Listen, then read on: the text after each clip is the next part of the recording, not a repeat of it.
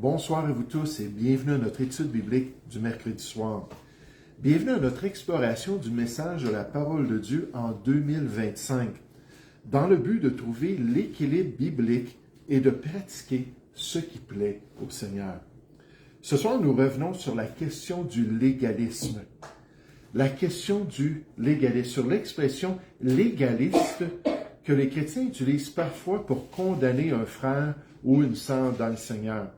Sur cette étiquette qui semble quelque peu populaire dans certains milieux chrétiens, mais qui souvent ne rend pas justice à la pratique ou à la croyance de ceux qui sont ciblés par cette expression, ayant plutôt tendance à attaquer le croyant et son caractère personnel, sans pour autant s'arrêter sérieusement sur ce qu'il dit, sur ce qu'il croit ou sur ce qu'il pratique. Et ce n'est pas à dire qu'il n'y a pas de légalisme dans les milieux chrétiens, c'est-à-dire des pratiques ou des croyances qui sont fausses et qui sont imposées aux enfants de Dieu. Seulement, dans nos milieux, on appellerait ça de fausses doctrines ou de faux enseignements qui ne viennent pas de la volonté de Dieu, plutôt que d'utiliser l'étiquette légaliste.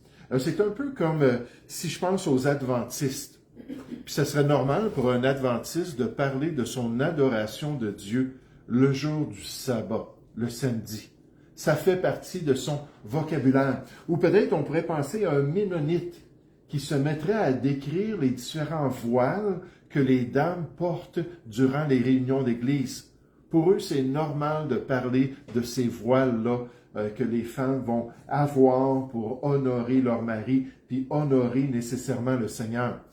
Mais de la même manière, dans nos milieux, la question du légalisme, c'est pas quelque chose qui est très, très connu, très utilisé. Et pourtant, on sait que des fausses croyances peuvent se produire dans l'œuvre de Dieu. Jésus a dit concernant les chefs religieux de son époque, qu'il liait, on voit ça dans Matthieu 23, verset 4, qu'il liait des fardeaux pesants et les mettait sur les épaules des hommes. Puis on nous dit, mais il ne voulait même pas les remuer du doigt. Mais ces chefs religieux-là imposaient toutes sortes de règles, toutes sortes de commandements qui venaient de la tradition des anciens plutôt que de la parole de Dieu. Puis à l'époque du Seigneur Jésus, puis dans le peuple juif, il y avait déjà toutes sortes de bagages qui étaient imposés aux gens, qui étaient pénibles pour les gens, qui rendaient encore cela plus difficile de suivre la loi de Dieu, parce que malheureusement, c'est une réalité. Jésus a condamné ces dirigeants du peuple en disant qu'ils osaient transgresser le commandement de Dieu au profit de leur tradition. Matthieu 15 au verset 3. Et ça peut se produire aussi dans l'Église chrétienne. C'est pour ça que la Bible nous donne des instructions dans les épîtres pastorales en disant qu'il faut fermer la bouche aux vains discoureurs et aux séducteurs. On dit ça dans Tite 1 au verset 10 et 11, à ceux qui veulent détourner les enfants de Dieu de la volonté du Seigneur et de son plan pour leur vie. Mais on ne le ferait pas avec frivolité, on ne le ferait pas avec légèreté, en utilisant une étiquette malheureuse comme le légalisme qui sème souvent plus de troubles et de problèmes qu'elle n'en règle. Alors ce soir, concernant le légalisme, puis pendant quelques mercredis soirs, je vais vous parler de mes réflexions sur le légalisme. Ma question ce soir, c'est « Est-ce toujours mauvais de s'abstenir? » Est-ce toujours mauvais de s'abstenir? Est-ce toujours mauvais pour le chrétien d'enlever des choses de sa vie et la réaction de certains à l'égard de ces restrictions-là, ils vont appeler ça du légalisme. J'aimerais qu'on puisse revenir dans un passage qui est utilisé pour justifier cette étiquette-là dans Colossiens au chapitre 2. Un fameux passage qui est cité souvent sans considération de son contexte pour confirmer que les chrétiens doivent se lever contre le légalisme dans l'Église chrétienne d'aujourd'hui. Regardez Colossiens chapitre 2, alors qu'on met en garde contre de fausses influences dans l'Église chrétienne, contre des tromperies qui ne viennent pas du tout de Dieu. On nous dit au verset 8, Colossiens chapitre 2 au verset 8, On dit « prenez garde ». Donc, faites attention, veillez là-dessus. Prenez garde que personne ne fasse de vous, chrétiens, sa proie par la philosophie et par une vaine tromperie, une séduction, s'appuyant sur la tradition des hommes, sur les principes élémentaires du monde et non sur Christ, comme les chefs d'Israël le faisaient en poussant des enseignements d'hommes plutôt que de la volonté de Dieu. Là, on nous dit de prendre garde à cela, puis on va donner 2 exemples à partir du verset 16. 2 influences qui étaient venues dans l'église de Colosse et qui avaient contaminé l'église de Colosse. Vous savez, en ce moment, je réfléchis beaucoup sur ce concept-là qu'un peu de levain fait lever toute la pâte. Ça, c'est appliqué dans 1 Corinthiens chapitre 5 au niveau de l'immoralité, mais dans Galates chapitre 5, là, je n'ai pas les références par cœur, puis aussi dans l'enseignement du Seigneur Jésus concernant le levain des pharisiens et des sadducéens. Dans ces 2 passages-là, alors que je réfléchis là-dessus, je vois comment c'est puissant, les faux enseignements. Comment est-ce que ça affecte les pensées, ça affecte le cœur, ça affecte les croyances et les pratiques. Puis là, on nous dit au verset 16, concernant cette influence puissante-là, on nous dit que personne donc ne vous juge au sujet du manger ou du boire. Donc, on va parler de restrictions dans un instant. Au sujet d'une fête, d'une nouvelle lune ou des sabbats. Donc, nécessairement, ce sont des pensées humaines qui étaient tirées du judaïsme, qui étaient tirées des croyances juives qui venaient imposer des règles, par exemple, du sacerdoce juif dans l'Église chrétienne. L'observation des jours, l'observation des fêtes, l'observation des rituels, des sabbats, puis ainsi de suite. Là, il y avait cette influence-là, puis on nous dit, faites attention parce qu'on va vous dire de ne pas manger, de ne pas boire, tout le code culinaire des animaux purs, des animaux impurs de Lévitique chapitre 11, puis ainsi de suite. Et ils vont amener toutes ces choses-là pour vous dire, voici, si vous êtes un bon chrétien, il ne faut pas manger telle et telle chose. Quand c'était des choses que Dieu a clairement mis de côté avec la vision que Pierre a eue dans Actes chapitre 10. Ce que Dieu appelle pur, toi ne le considères pas impur. Dans Actes chapitre 15, on voit le concile de Jérusalem qui est venu confirmer ça pour les païens, qu'ils n'étaient pas sous ces règles-là de la loi nécessairement. Donc on nous dit, faites attention, verset 17, c'était l'ombre des choses à venir, mais le corps est en Christ. Maintenant, on nous donne un 2e exemple. Que personne, sous une apparence d'humilité ou par un culte des anges. Donc là, le judaïsme n'avait rien à faire avec l'adoration des anges, c'était interdit. C'est quelque chose d'autre. Ne vous ravisse à son gré le prix de la course, tandis qu'il s'abandonne à ses visions. Il est enflé d'un vain orgueil par ses pensées charnelles. Puis là, les rédacteurs, les commentateurs bibliques nous disent, ici, on adresse l'influence gnostique. L'influence, encore une fois, fausse, la pensée de l'homme qui venait imposer une vie austère, une vie quasi monastique, en disant aux gens, vous devez vous abstenir de toutes sortes de choses parce qu'il ne faut pas aucun plaisir puis aucune satisfaction physique. Si c'est physique, puis on en profite, mais ça vient du mal. Puis là, il poussait ça, encore une fois, dans l'Église chrétienne. Puis on nous dit au verset 19, sans s'attacher au chef, dont tout le corps, assisté et solidement assemblé par des jointures et des liens, tire l'accroissement que Dieu donne, donc une relation avec Jésus-Christ, plutôt que de ces règles-là qui venaient de la pensée humaine. Il dit, si vous êtes morts avec Christ, aux principes élémentaires du monde, donc à ces pensées religieuses qui viennent du judaïsme, ces pensées religieuses qui viennent du gnosticisme, à toutes ces influences fausses-là de l'homme, ces pensées religieuses du monde. Il dit, pourquoi, comme si vous viviez dans le monde, vous impose-t-on ces préceptes? Puis remarquez cela, ne prends pas, ne goûte pas, ne touche pas. Préceptes qui tous deviennent pernicieux par l'abus ou par l'excès, l'exagération, et qui sont fondés que sur des ordonnances et des doctrines des hommes plutôt que sur la volonté de Dieu.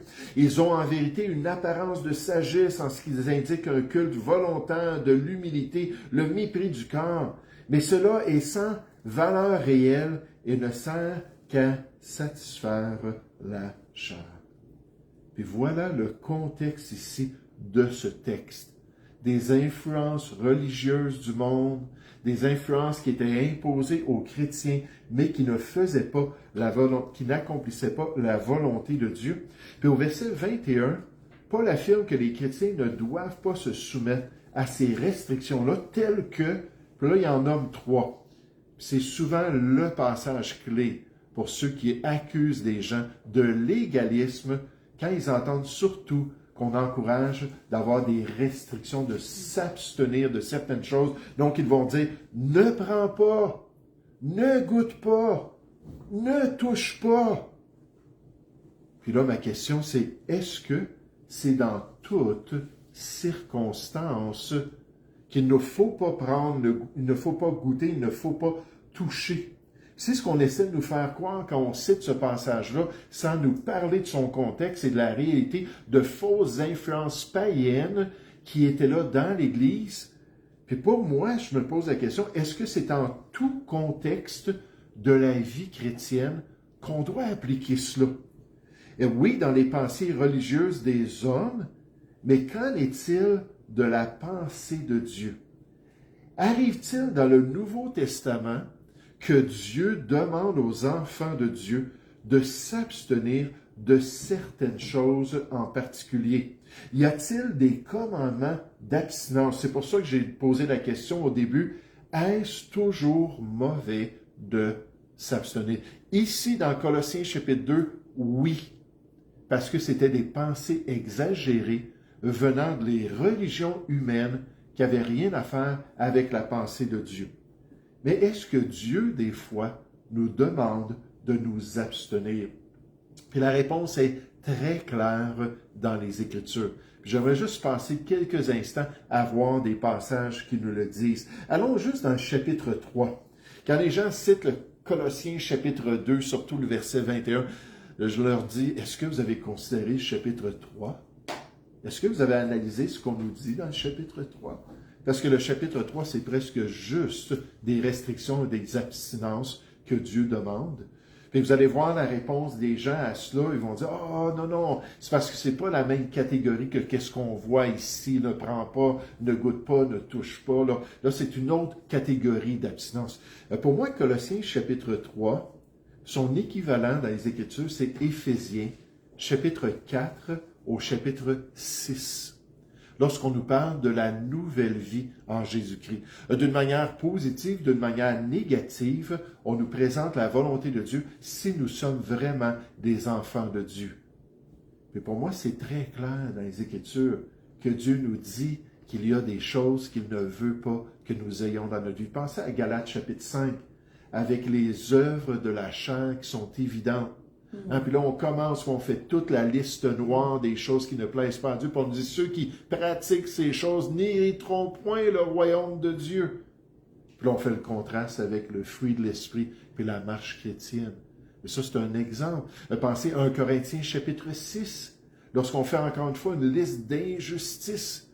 Puis là, on dit, ceux qui pratiquent ces injustices-là n'hériteront point le royaume de Dieu. On pourrait dire que ce sont des abstinences que Dieu demande à des vrais chrétiens de pratiquer, plutôt que de suivre la voie du monde. Donc, quelqu'un qui dirait non, des abstinences, c'est du légalisme, en faisant une généralisation, si on pourrait dire, on peut tout de suite dire non, c'est pas le cas. Mais vous allez voir la réponse que les gens donnent après qu'on regarde Colossiens chapitre 3. Regardez versets 1 à 10. On nous dit, si donc vous êtes ressuscités avec Christ, cherchez les choses d'en haut où Christ est assis à la droite de Dieu. Attachez-vous aux choses d'en haut et non à celles qui sont sur la terre.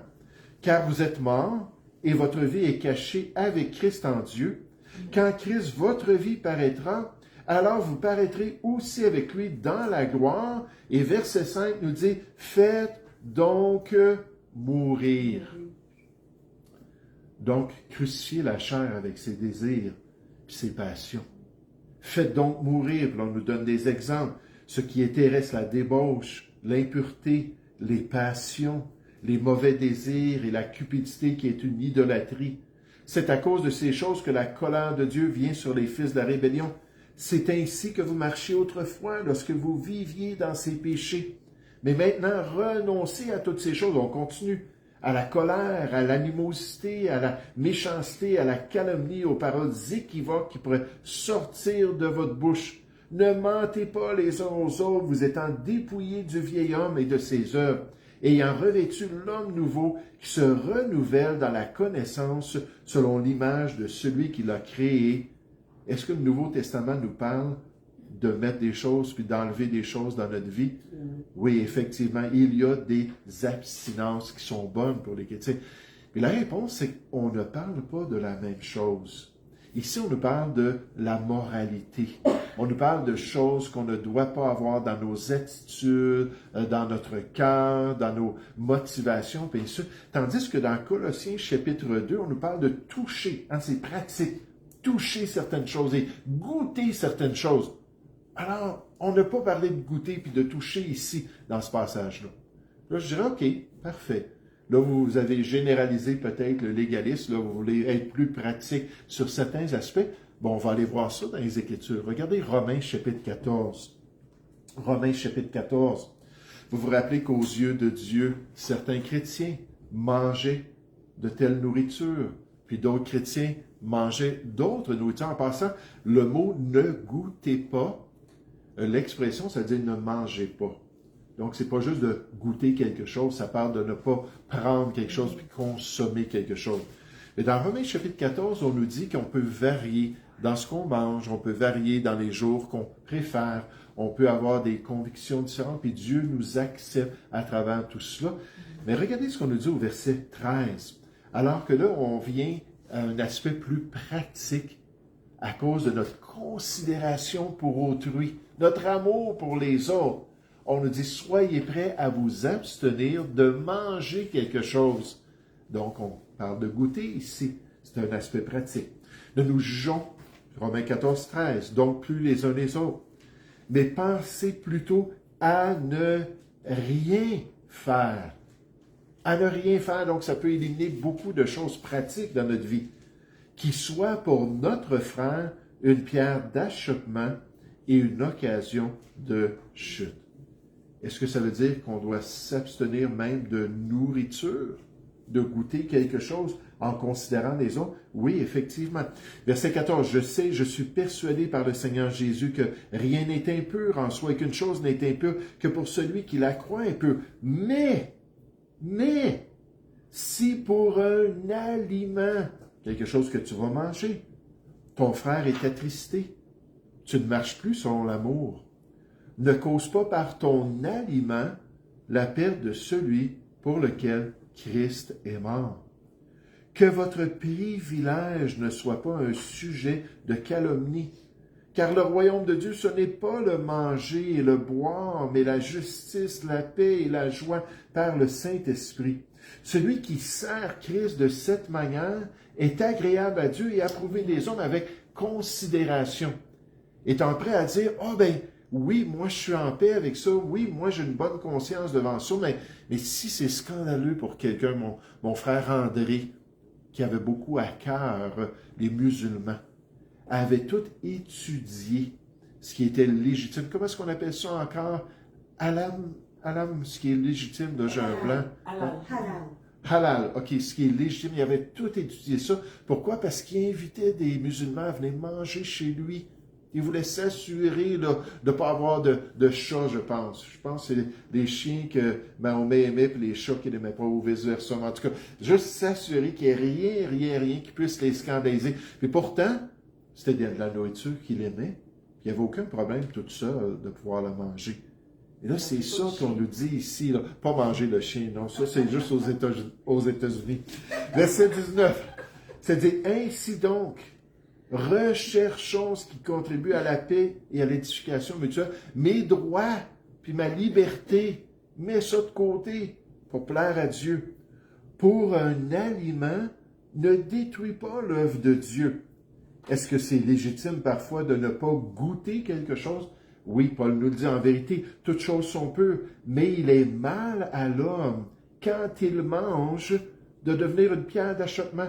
Il est bien de ne pas manger de viande et de ne pas boire de vin et de s'abstenir de ce qui peut être pour ton frère une occasion de chute, de scandale et de faiblesse. Quand Paul disait, Colossiens chapitre 2, si on vous dit ne touche pas, ne goûte pas, puis ne prends pas, là, il n'était pas en train de dire dans toutes circonstances.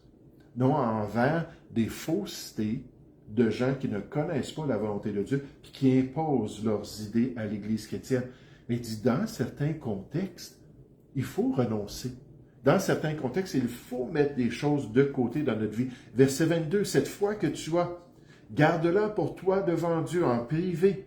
Heureux celui qui ne se condamne pas lui-même dans ce qu'il approuve en toutes choses, on nous a dit. Mais celui qui a des doutes au sujet de ce qu'il mange est condamné parce qu'il n'agit pas par conviction. Tout ce qui n'est pas le produit d'une conviction est péché, donc il revient à l'autre section de Romains 14. Soyez certains, verset 5, il a dit de faire vos recherches. Pour voir vraiment, même dans les zones grises de la vie chrétienne, est-ce que c'est vraiment la volonté de Dieu? Pour avoir une pleine conviction dans votre cœur. Regardez la première épître aux Corinthiens au chapitre 8. La première épître aux Corinthiens au chapitre 8. Encore une fois, sur la question de goûter ou de ne pas goûter quelque chose. 1 Corinthiens chapitre 8, à partir du verset 1. Ce sont des passages un peu longs, mais je pense que c'est important de les lire au complet, versets 1 à 12, pour bien comprendre. Pour ce qui concerne les viandes sacrifiées aux idoles, donc dans les cultes païens de l'époque, lorsqu'ils adoraient leurs faux dieux, ils offraient des sacrifices. Puis ensuite, la viande, c'était consommée par les différents prêtres, mais il y en avait des restants qui étaient vendus dans les marchés.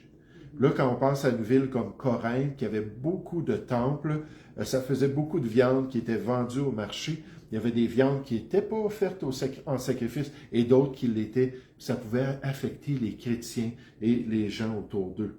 Il dit donc, pour ces viandes-là, nous savons que nous avons tous de la connaissance. La connaissance enfle, mais l'amour édifie. Si quelqu'un croit savoir quelque chose, il n'a pas encore connu comme il faut connaître. Donc il dit, ayez un vrai discernement. Mais si quelqu'un aime Dieu, celui-là est connu de lui.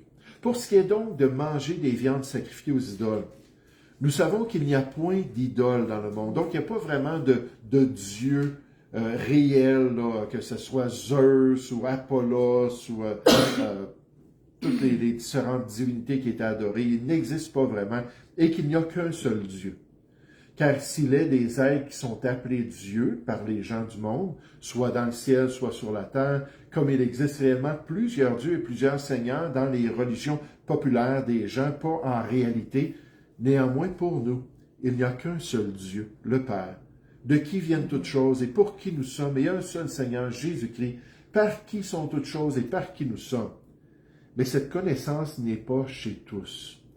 Quelques-uns, d'après la manière dont ils envisagent encore l'idole, mangent de ces viandes comme étant sacrifiées aux idoles, comme revenant à leur culte païen, revenant à leur adoration des faux dieux, puis des idoles, puis là, ils vont, puis ils sont tentés, puis ils disent, oui, je vais acheter cette viande-là, puis ils mangent ça.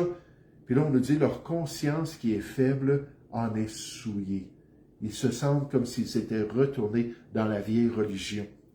Ce n'est pas un aliment qui nous rapproche de Dieu. Si nous en mangeons, nous n'avons rien de plus. Si nous n'en mangeons pas, nous n'avons rien de moins.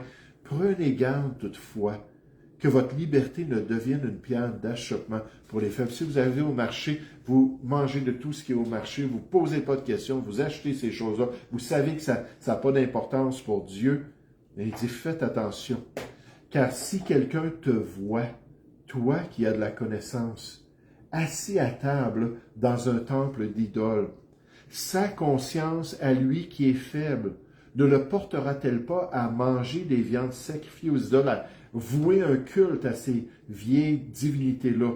Et ainsi le faible périra par ta connaissance à cause de ton exemple. Le frère pour lequel Christ est mort, en péchant de la sorte contre les frères et en blessant leur conscience seule, vous péchez contre Christ. Donc, vous affectez votre relation avec votre Sauveur. C'est pourquoi Si un aliment scandalise mon frère, je ne mangerai jamais de viande, afin de ne pas scandaliser mon frère. Wow! Est-ce qu'on devrait dire ce soir, Paul, t'es donc bien légaliste. Ça n'a pas d'allure que tu dises ça, Paul. Mais non, parce que dans ce contexte-là, Dieu nous dit d'avoir de la considération. Un autre contexte similaire, 1 Corinthiens chapitre 10, rapidement. La prochaine fois, ce que je vais faire, c'est que je vais regarder, puis ça m'attriste parce que j'aime beaucoup les auteurs qui disent cela, mais je vais regarder la question de la croissance spirituelle, la question de notre sanctification, puis du fait qu'on peut plaire à Dieu par notre conduite. Puis là, ceux qui nous accusent ou qui vont accuser les gens peut-être plus structurés, les gens qui vont avoir plus de pratique, plus de sagesse dans leur vie et dans leur marche chrétienne, on va leur dire, écoutez, là, c'est pas en suivant des règles comme ça, puis des standards, puis des limites, puis des impositions dans vos vies que vous allez grandir dans les voies du Seigneur. Ça n'a rien à faire avec la croissance spirituelle. Moi, je vais vous montrer qu'il y a plein de passages qui nous montrent que ça a beaucoup à faire. Ça ne garantit pas. On va voir ça. Toujours l'équilibre. Ça ne garantit pas. Si une femme, par exemple, décide, elle voit l'exemple, il y a certaines dames qui portent des robes, c'est pas imposé à l'église, puis elle voit qu'il y a des dames en jupe et en robe, puis elle décide de porter une robe ou une jupe, est-ce que ça fait d'elle une meilleure chrétienne? Tout dépend. Pourquoi est-ce qu'elle le fait? Puis si elle le fait avec les bonnes motivations devant Dieu, comme Romains 14 nous le dit, Dieu va l'accueillir, puis effectivement, ça va plaire à Dieu. Mais c'est pas de pratiquer des choses comme ça qui garantissent qu'on est spirituel. Si moi, en tant que pasteur, je porte un habit quand je prêche, parce que c'est la maison de Dieu, puis je trouve que c'est important de le faire, tout ça, est-ce que l'habit fait le moine? Non. Pas du tout. Mais est-ce qu'un pasteur peut faire cela d'une manière que ça va plaire à Dieu? J'aimerais vous dire oui, certainement. Donc, on va regarder ça la prochaine fois, cette déclaration gratuite-là, que non, c'est pas en changeant des choses dans ta vie, puis en pratiquant de nouvelles choses que tu te sanctifies, puis tu grandis dans les voies de Dieu. C'est vrai, par contre, ça peut être un élément de ta sanctification, de ta transformation. On va regarder ça. 1 Corinthiens 10, verset 14. 1 Corinthiens 10, 14. C'est pourquoi, mes bien-aimés, fuyez l'idolâtrie. Dans les versets précédents, il parle de l'exemple d'Israël. C'était le grand péché du peuple juif dans son histoire. Je parle comme à des hommes intelligents. Jugez vous-même de ce que je dis.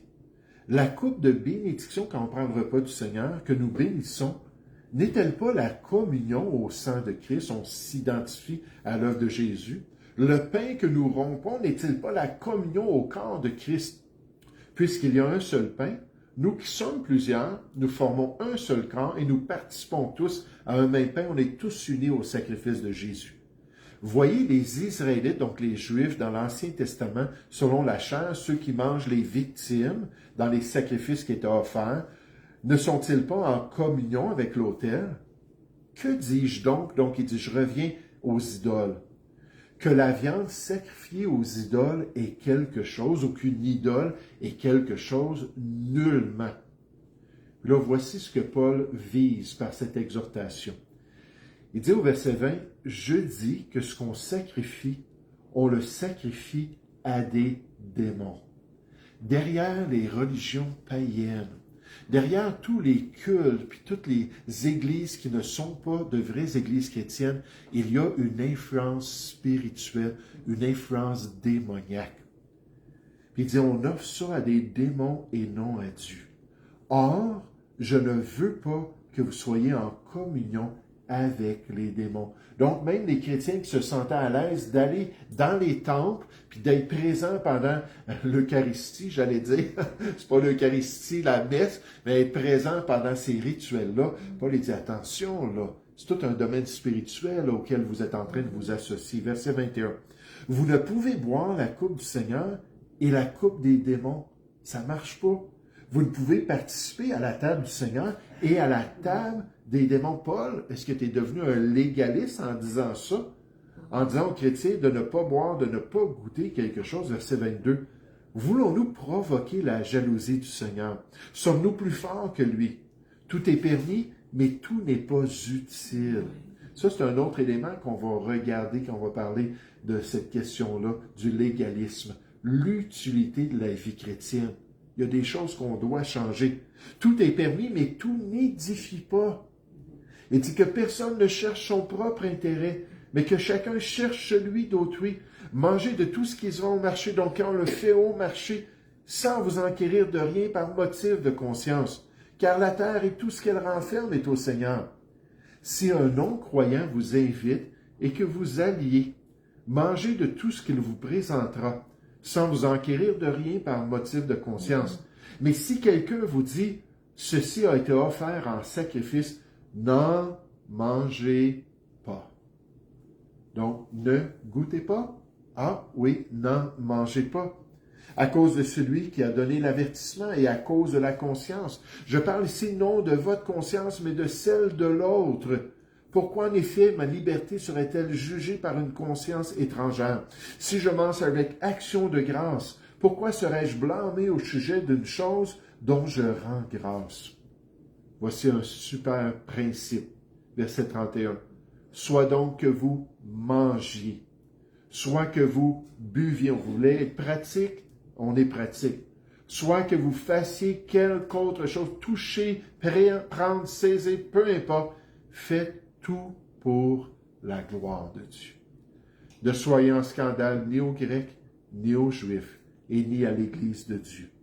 De la même manière que moi aussi, je m'efforce en toutes choses de complaire à tous. Donc, c'est pas pour me plaire à moi, c'est pour plaire aux autres, pour être en mesure d'atteindre les gens, cherchant non mon avantage, mais celui du plus grand nombre, afin qu'ils soient sauvés. C'est avec l'Évangile à l'arrière de la pensée, c'est avec les autres croyants dans son cœur que Paul dit ces choses-là, et même qu'il dit dans 1 Corinthiens chapitre 9, versets 24 à 27, qu'il était prêt à s'imposer toute espèce d'abstinence pour être un champion pour Dieu.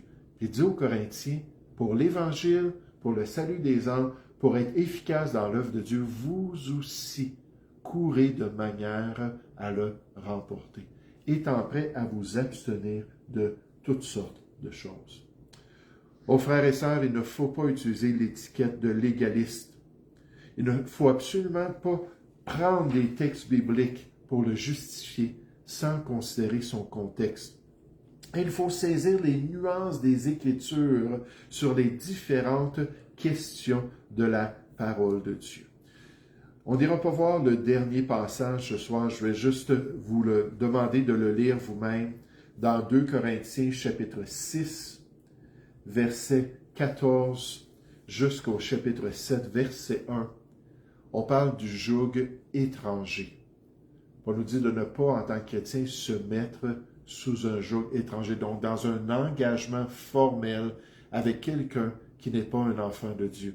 Puis on décrit ça, les ténèbres, la justice, l'iniquité, la lumière, les ténèbres, puis on nous dit, il ne faut pas qu'on soit attaché à quelque chose d'impur à cause de nos engagements, quelque chose d'impur aux yeux de Dieu.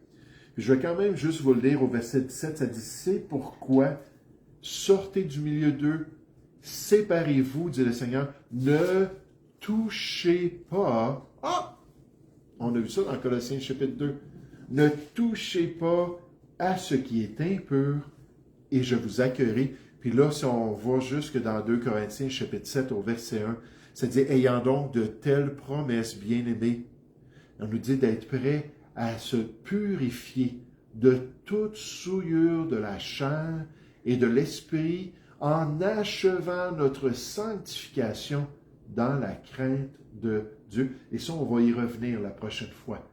Parce qu'on voit qu'en faisant des bonnes décisions, de se séparer, des bonnes décisions, de sortir du milieu d'eux, de ne pas toucher à ce qui est impur, Dieu a dit que là, il nous traiterait dans une relation paternelle merveilleuse, il nous accueillerait comme ses enfants.